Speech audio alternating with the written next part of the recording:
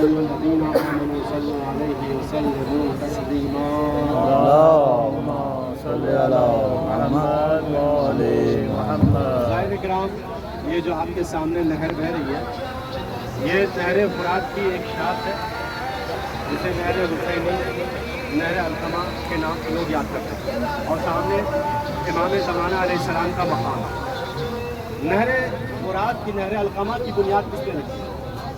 جسے آداب زیارت میں سے ہے کہ غسل کر کے جائیں نہر فرات میں امام حسین کی زیارت کرنے کے لیے۔ نہر فرات، نہر علقمہ کی بنیاد کس نے رکھی؟ کربلا کے واقعے سے 500 سال پہلے ایک بادشاہ گزرا ہے جس کا نام تھا علقمہ۔ وہ بہت ہی رحم دل انسان تھا اور اپنی رعایا کے ساتھ رحم سے پیش آتا تھا۔ جب اس بادشاہ علقمہ کا گزر کربلا سے ہوا تو کربلا میں آتے ہی، کربلا میں پہنچتے ہی اس کا دل مضطرب ہوا، پریشان ہوا۔ اس کی آنکھ سے بے ساختہ جو ہے آنسو نکل پڑے، بے ساختہ آنسو گر پڑے۔ اس نے علماء کو بلایا اور علماء سے پوچھا کہ یہ کون سی جگہ ہے کہ جہاں میرا دل بیٹھا جا رہا ہے، خود بخود میرے آنکھ سے آنسو نکل رہا ہے۔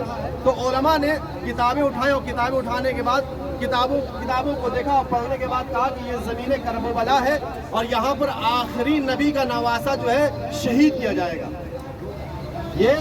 یہاں پر آخری نبی کا نواسہ جو ہے پیاسا شہید کیا جائے گا۔ تو علقمہ نے اسی وقت اپنی رعایا سے کہا کہ اطراف کربلا میں تلاش کرو، دیکھو کہیں کوئی ندی، کوئی سمندر، کوئی دریا تو نظر نہیں آ رہی ہے۔ جہاں سے اگر کوئی ندی یا سمندر نظر آئے، دریا نظر آتا ہے، وہاں سے ایک شاخ نکال کے لے کر کے آؤ کربلا میں۔ رعایا گئی، تلاش کرنے لگی کربلا میں، تلاش کرتے کرتے یہاں سے 16 کلومیٹر دور جب رعایا وہاں پہنچی ہے، اس کی فوج وہاں پہنچی، اسے ایک نہر ملی۔ وہاں سے اس نہر سے ایک شاخ نکالی اور وہ شاخ چلی آ رہی تھی کربلا میں۔ اور اس وقت علقمہ بادشاہ نے نہر کا پانی جب دیکھ لیا کہ کربلا میں آ گیا، تو اس وقت اس بادشاہ نے کہا کہ یہ نہر علقمہ ہے۔ اور جب پانی آ چکا نہر میں تو اس وقت اس بادشاہ علقمہ نے پانی کو چلو میں لیا اور چلو میں لینے کے بعد دعا کی، پروردگار گواہ رہنا، میں نے حسین کے لیے سبیل کا انتظام کر دیا۔ حسین پیاسا شہید نہیں ہوگا، حسین بھوکا تو شہید ہو سکتا ہے مگر حسین پیاسا شہید نہیں ہوگا، پروردگار گواہ رہنا۔ تو عزیزوں، یہ نہر کی بنیاد جو ہے ایک بادشاہ علقمہ جو گزرا ہے اس نے رکھی تھی۔ اب نہر کہاں گئی؟ مالی سبتین لکھتے ہیں کہ جب چوتھے امام شام سے رہا ہو کر کے آئے، نہر بہہ رہی تھی، مولا کی نگاہ پڑی، مولا نے کہا کہ اے نہر علقمہ، تجھے شرم نہیں آئی؟ تو اب بھی بہہ رہی ہے۔ مولا کی زبان سے اتنا جملہ نکلا اور نہر علقمہ اسی وقت خشک ہو چکی۔ یہ نہر فرات کی، نہر علقمہ کی مختصر سی تاریخ تھی جو میں نے آپ کے سامنے بیان کی، اور سامنے مقام امام زمانہ علیہ السلام ہے۔ باقی انشاءاللہ تعالی علامہ صاحب بیان کریں گے امام زمانہ کا مقام۔ آپ دیکھیں کہ نہر میں ایک علم نما یہاں پہ علم گاڑ رکھا ہے پانی میں۔ یہ ایک نشانی ہے کہ جب مولا غازی عباس علیہ السلام نہر میں گئے تھے، نہر علقمہ میں، تو وہاں پر مولا نے اپنے علم کو نصب کیا تھا پانی میں۔ آج لوگ سوال کرتے ہیں کہ محمد نے سورج کو کیسے، چاند کو ٹکڑے کیسے کیے، علی نے سورج کو کیسے پلٹایا، منطقی فلسفی سوال کرتے ہیں۔ غازی نے علم کو بہتے ہوئے پانی میں کیسے گاڑا؟ تو لوگوں، منطقیوں، فلسفیوں، سن لو، جس وقت آخری محمد آئے گا وہ چاند کے ٹکڑے بھی کر کے دکھائے گا، سورج کو پلٹا کر کے بھی دکھائے گا، اور بہتے ہوئے پانی میں علم نصب کر کے بھی دکھائے گا۔ تو یہ جو یہاں پہ جو آیت لکھی ہوئی سورہ قصص کی، یہ امام زمانہ علیہ السلام کی شان ہے۔ یہاں سامنے آپ کے امام زمانہ کی مسجد ہے، یہ مسجد ہے امام زمانہ علیہ السلام، مقام امام زمانہ علیہ السلام۔ امام زمانہ کو کسی نے یہاں دیکھا؟ امام زمانہ، ایسے ہر امام آئے امام حسین کی زیارت کرنے کے لیے، تو امام زمانہ، امام وقت بھی اپنے جد حسین کی زیارت کرنے کے لیے آتے ہیں۔ امام کو کسی نے دیکھا تھا یہاں پر، امام نماز پڑھ رہے تھے، امام یہاں سے جاتے ہیں اپنے جد حسین کی زیارت کرنے کے لیے۔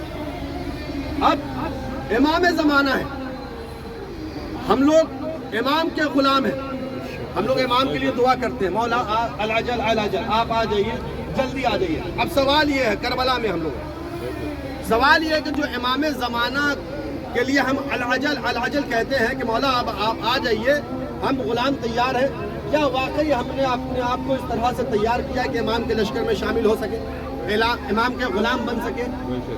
اس طرح ہم لوگوں نے اپنے آپ کو بنایا ہے، یا صرف العجل عریضہ لکھ کر کے ڈال رہے مولا آپ آ جائیے، جلد ظہور کیجیے؟